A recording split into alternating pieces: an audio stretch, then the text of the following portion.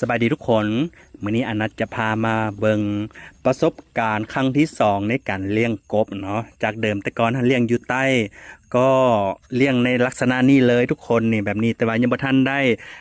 เป็นระเบียบเรียบร้อยเทื่อเนาะนี่หากกันแล้วแต่ยาวเหยียดฮอดโพ้นทุกคนเอาที่ดินว่างหลังกับหลังบ้านเนาะจะยาวเหยียดอันนี้สั่งกบมามื้อนี้เลยปล่อย 1,000 โตวทุกคนอ่าเป็นอย่างคือเลือก เรื่องลักษณะนี้เนื่องจากว่าอนัทเคยมีประสบการณ์มาเทื่อนึงเนาะแต่ว่าเห็นประสบการณ์ก็คือกบบ่มีปัญหากบบ่ตายแล้วกบจะบ่ได้ติดเสื้อเนาะเล็บตีนมันจะบ่เหี่ยนทุกคนอ่ามันจะงามเนาะเป็นกบที่แบบงามที่สุดเลย3 เดือนสามารถ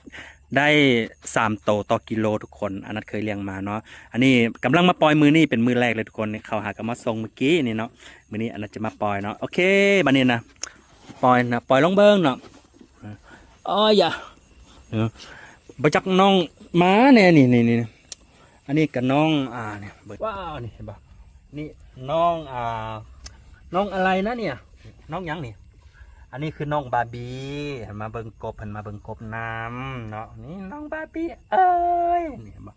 นี่งามมาทุกคนช่อง YouTube อันนั้นคือเกษตรพื้นบ้านเนาะฝากทุกคนกดติดตามให้อานัทเลยเด้อขอบใจหลายๆ